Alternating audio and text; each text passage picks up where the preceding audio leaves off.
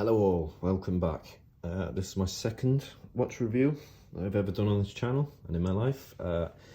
This will be on another GMT, so if you haven't seen my original video, that was on the Baltic Aquascape GMT, or Aquascape GMT. This will be on another of my micro brand sub £1,000 GMTs. Another one of my favourites. At some point I'm going to do a review of all my GMTs side by side, do a comparison, but today we're focusing on this Lorier Hyperion GMT.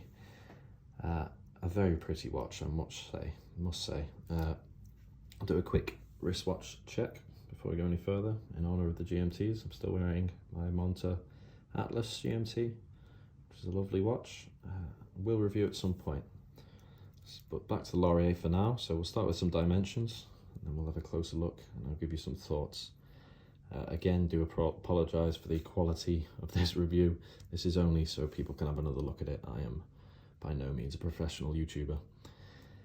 So, the Laurier, it is a 39mm in diameter watch, dive style GMT. It's 8.7mm thickness, plus 2 more millimeters for the domed acrylic crystal.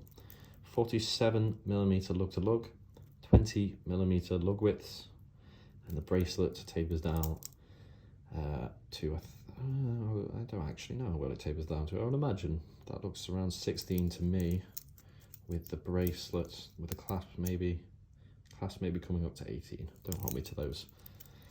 Okay, so where to start with this? Well, we'll start with the obvious. This is clearly a homage, to some extent, to not necessarily one watch in particular, but an era of watches. Those GMT watches, those GMT divers in the, I want to say 50s. I don't know my watch history wonderfully well, but those Rolexes, the handset on this looks very Omega-esque, I'll say. But those early Rolexes, those GMT masters, that first introduced the idea of a PEPSI bezel to the world. This is certainly a PEPSI bezel of sorts. So we'll start off. It is an acrylic crystal, domed acrylic, which Laurier say they choose for aesthetic reasons. Obviously, there's pros and cons to acrylic. I'll come on to that in a bit. The bezel is also acrylic crystal over the inlay, and it's meant to be styled to look like the early Bakelite bezels that you had on those early GMTs.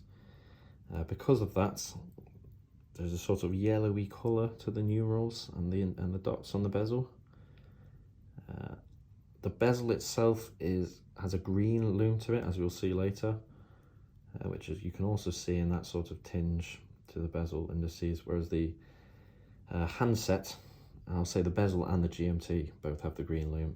The dial indices and the normal handset have a blue lume, which is quite a cool thing to see under lume, those two different colours in the dark. So we've got a nicely finished case here. Got this chamfered edge, polished edge along the side here. The underside, not much polishing. A very basic case back, Rolex-esque. You can see it's using the Laurier chevron logo to make this circle shape around here, which actually to me reminds me a lot of the Rolex tool marks or tool shape on their case backs, which I actually really like on this watch. I think it looks good as a plain case back could look, really. The bezel is, I'm not actually sure how many clicks. I think that feels like 3, 4, so that'll be a 48 click, I think. 48 click bi-directional bezel. We will come on to the bezel in a moment in my limitations, because it is, as you can see, arguably my biggest issue with this watch. So we've got a red GMT hand, doesn't quite match the red on the bezel. I think that's intentional. Down at the bottom we've got this roulette 6 o'clock date wheel, which is quite cool. Interesting shape to the date window, not a perfect square. I quite like that, almost replicates the triangle at the other end. But the dates go, even days are in red, odd dates are in black. So that's known as a roulette date wheel, which is apparently a vintage touch. I've never actually heard of it before this watch, but it's quite a cool little feature. And then we've just got Hyperion GMT written in silver and Laurier at the top. with automatic underneath. I quite like Laurier's logo, I will say. I didn't mention there are actually two versions of this watch. You can get it in a gold and gilt. There's a couple of reasons I didn't go for the gilt, even though I do quite like it. I think I prefer the silver. I've also got a Black Bay 58, which is very similar looking and has gilt. So I thought to mix it up here. A signed crown with the Laurier logo again.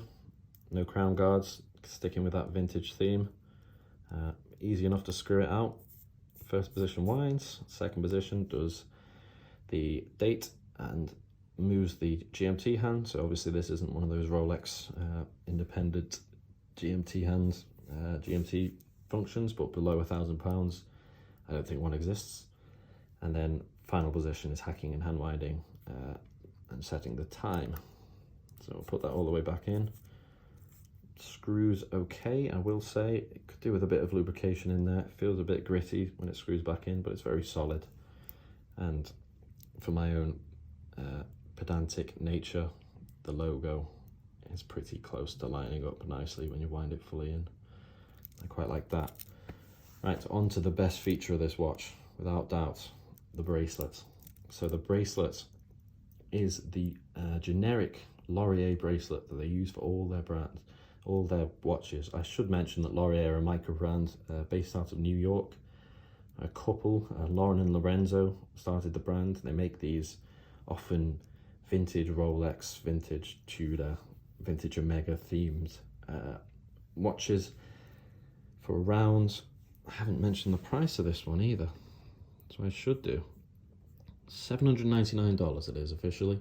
So if you're buying this in England, shipping it over, do remember the import cost as well. So that's, you know, £600-ish, but you will get around £100 in import costs, which I was prepared for, but maybe not prepared for. It was slightly more than 100 actually, quite a lot of money. So it's not a cheap watch by any means. But anyway, back to this bracelet. This bracelet is fantastic. It's my favorite part of this watch for sure. Almost tank track like action to it. Sharply finished on the top, curved underneath, so it doesn't dig into your wrist too much, but the links are so sharply finished, all brushed all over. These thin screw pins, which is nice to see. Drilled lug holes where it meets the case up here. And honestly, it's so much fun playing, just doing this with this bracelet. It feels so nice on the wrist. It feels so nicely machined. You can see why they shove this on every one of their watches. When we get to the clasp has the Laurier logo emblazoned on it there. It's got a little polished edge to it, brushed mostly all over. Only 3 micro adjusts, but you would never need more than that because these links are so short. I've heard people complaining about that.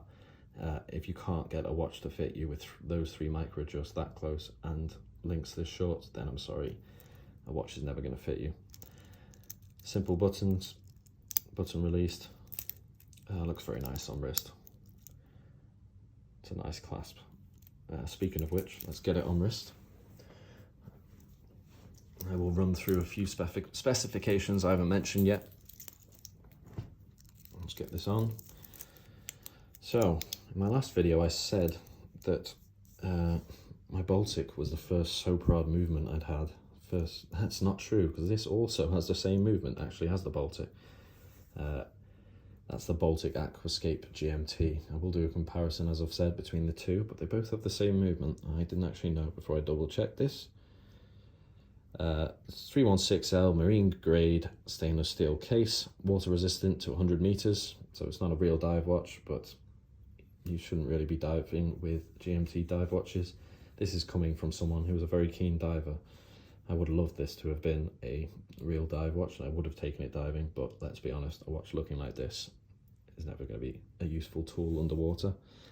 It is a domed plexiglass, acrylic crystal, and the bezel, as we've said.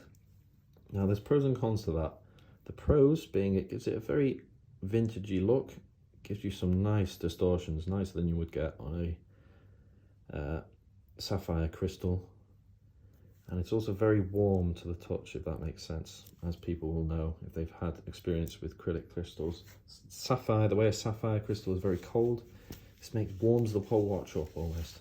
The negatives obviously being, I'm not sure if you'll catch any in this light or with filming on my crappy iPhone, but it does scratch a little easier. I've got some very small scratches. Supposedly you can rub them out with polywatch quite easily, but I've never had any urge to get these tiny little scratches of the crystal out as of yet. I haven't had this watch too long. So I'll move on to my negatives. There are a few, unfortunately. So when I bought this watch, I love GMTs, as I've already mentioned. It's my favourite complication. And I saw this. I love PEPSI bezels. I love GMT Master 2s. Not that I don't think I'd ever own one. Not because I couldn't afford one, just because I don't like the idea of having that much money on my wrist. But I saw this and I thought, well, that's the perfect watch. That's the perfect Rolex themed, Rolex GMT Master. What's the word I'm looking for? Homage. That's the word. Without being too derivative, it's definitely not a full-on copy. As I've said before, I think the word homage is overused. I think some watches are not homages, they're copies. This to me is an homage. There's no one Rolex this looks like. It almost captures the whole era and the whole essence of the era, which is exactly what they're aiming for over at Laurier. So I like that a lot. However, I have a few issues with this, which stop this being my favourite GMT that I own, which is a shame. Number one, chief amongst them, the bezel action on this watch is appalling. Like, really. Now, I don't know if it's just my watch, but for a start, it has this thin coin edge bezel, which makes it inclined to be difficult to operate. However, admittedly, this is 10 times the price, but Tudor Black Bay 58 is a very comparable thin coin edge bezel, as you might expect from two watches paying homage to vintage Rolexes. But this guy, apologies if the watches are not staying in the middle of the screen. This guy, turn it nice and easy. This obviously being the best bezel I've ever had the joy to play with, so not the fairest comparison, but this thing is so difficult to turn. So difficult to turn, particularly backwards. I'm really trying as hard as I can to turn that there. It's so gritty. It's honestly so much play in it as well, I've got to say. Look at that. There's almost a full minute of play in it. So that's my first issue. It's a real shame that. I don't know if bidirectional bezels are more difficult to make. It's not my only bidirectional bezel though, and I've had better ones than this, as you might see in a minute. My other issue with the bezel, I quite liked the dulled down tones of this watch when I first saw it, but when you see it in person, it is even more dulled down, particularly this red, which really isn't red. That's not a red really, it's a browny, maroony, purpley, and then you have the yellowy numerals on the bezel, which really don't match the white on the inside.